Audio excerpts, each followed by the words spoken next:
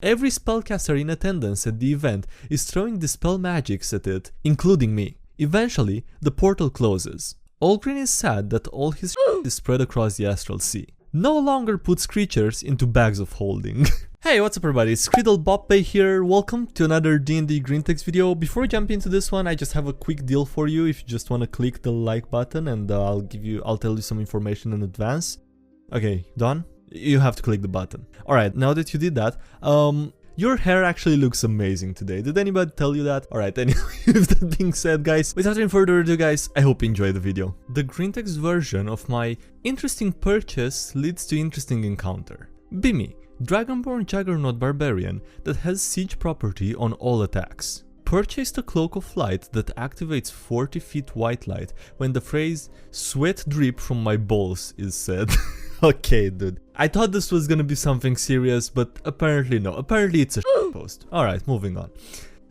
Local. A monastery our paladin trained at as a youth. I decided to stay in a separate room than the bunkhouse because I was scared of hammocks. The encounter. I woke from a deep sleep to see my missing red tiefling wife. DM. Roll wisdom saving throw. Failed. I don't have a doubt in my mind that it's my estranged wife. DM. Roll constitution saving throw. Fail, but I use my 1 luck point to reroll. Natural 20. I take 39 narcotic damage, but I'm not instantly dead. My wife. She's not my wife. Horrifying screech as wings and the gaping maw add on to the small idea in my head that it's a succubus. The actions. I lose the initiative, so the demon Tentress gets a few good scratches in. My turn. I rage and fury.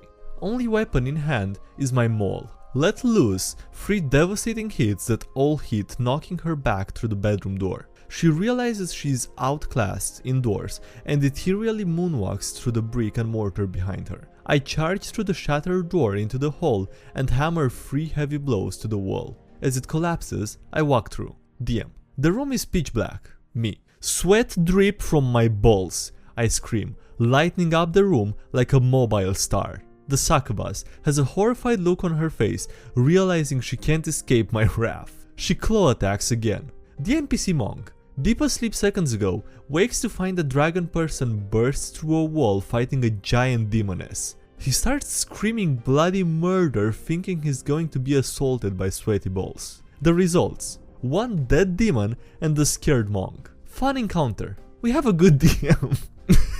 I just realized now after reading through the comments. How high is he after taking 39 narcotic damage? Yeah, it was not narcotic damage, it was necrotic damage. In the story it's written narcotic, though I didn't even realize that. Something seemed off, but I was focusing on reading the story. I thought I was playing a fighter, not a therapist. Be me. Joined online game a few months back because regular group can't meet up.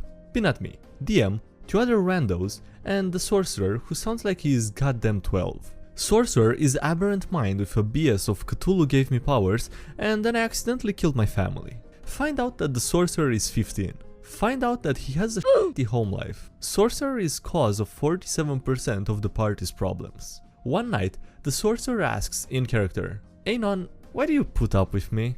Deep breath and reply in character, "Because despite all the problems that you cause, you are always there to face the consequences. When we need you, you're always there. Just because you constantly cause us grief does not mean you are not worth the effort." Silence that wow.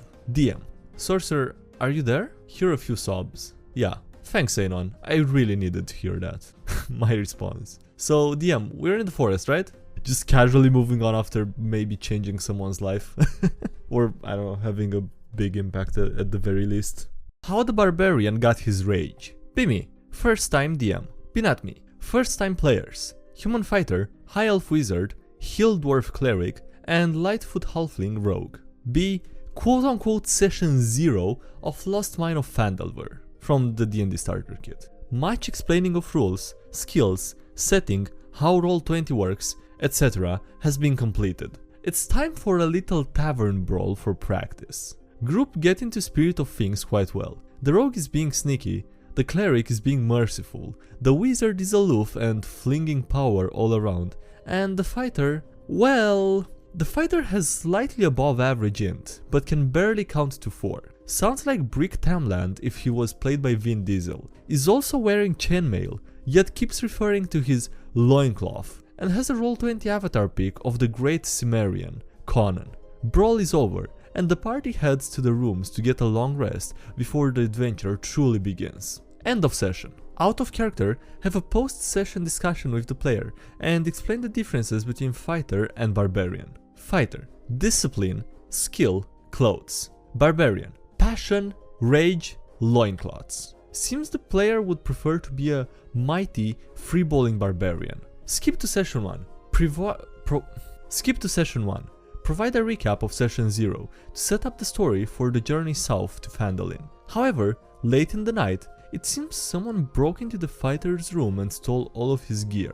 Took his twin swords, his chainmail, his boots, and even his trousers. Fighter is angry. Like, really angry. Uses bedding to form a loincloth. Finds an axe from who knows where. And he will spend the rest of his life raging about that time that all his gear was stolen. And thus, did our fighter become our barbarian?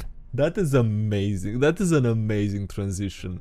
Normally you would maybe, I don't know, kill that character or send him away and just a new one joins in. But no, that is so creative, dude. That was a nice approach to the problem.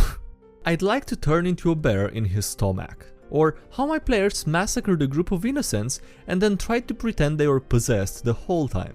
Be me, DM. Be not me. Drow Light Cleric, Variant Human Soul Knife Rogue, Gnome Fiend Warlock, and the Tiefling Moon Druid, all level 3. Players are currently traversing through time dungeon filled with people and creatures from various different time periods. Open the door and see 8 people sitting around the campfire. The cleric rolls insight and learns that the people aren't lawfully aligned. The druid decides that this is enough information and stealths over as a caterpillar. The druid gets an idea. He tells me that they want to hide in one of the people's water and turn into a brown bear in the person's stomach. Roll for stealth. My face when they roll ridiculously high. My face when the person rolls ridiculously low perception.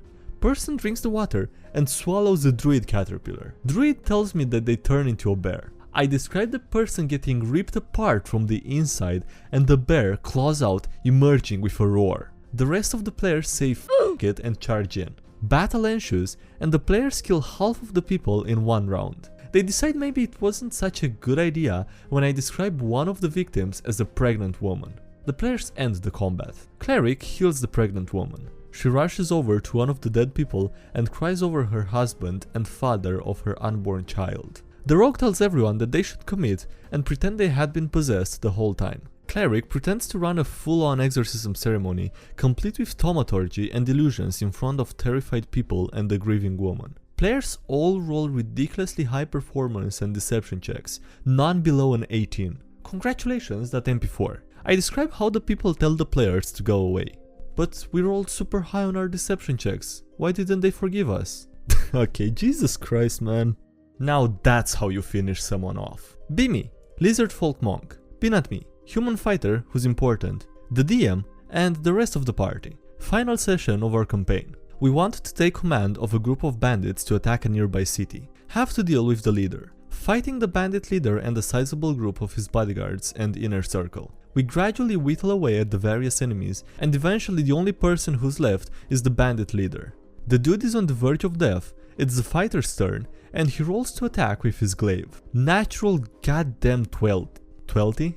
Okay, natural goddamn 20. DM asks how he wants to kill this guy. Fighter describes him shoving his glaive into the leader's crotch/stomach, pushing it further up, and then kicking the back of the glaive, sending it through the leader's entire body and out of the top of his head, splitting it open in an explosion of gore. The entire table erupts in cheers. We take command of the bandit group and burn the nearby city to the ground. The campaign ends and everyone's character gets a nice little epilogue. Still talk about how awesome the bandit leader's death was to this day. It's got to be nice to ask a player how he wants to kill someone and he gives such an epic description of it.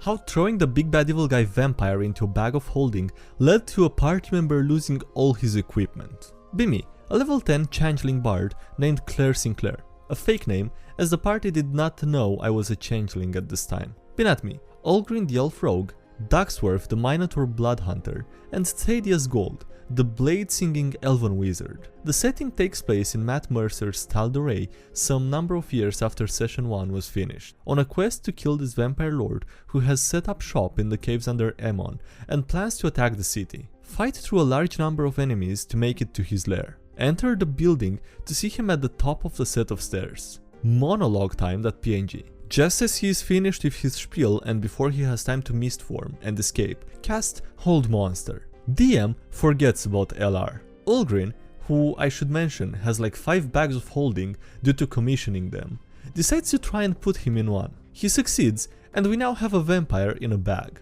It's important to note at this point that the DM ruled earlier in our campaign after extensive testing in-game that the bag of holding's interior is basically a straight 5 feet by 5 feet cube inside, and that when you reach into one it basically creates a portal next to the item that you want. Meaning that if put in a bag, you basically have no escape. Fast forward to when we are back to the surface and Olgrin decides to make an event of killing the vampire. Around 100 people show up to the event as the price of entry was a little steep at 2 gold pieces. Hype up the crowd super hard. Olgrin reaches into the bag. Make a strength check. Oh no, that gif! The vampire had literally been sitting in the bag waiting for someone to try and pull him out.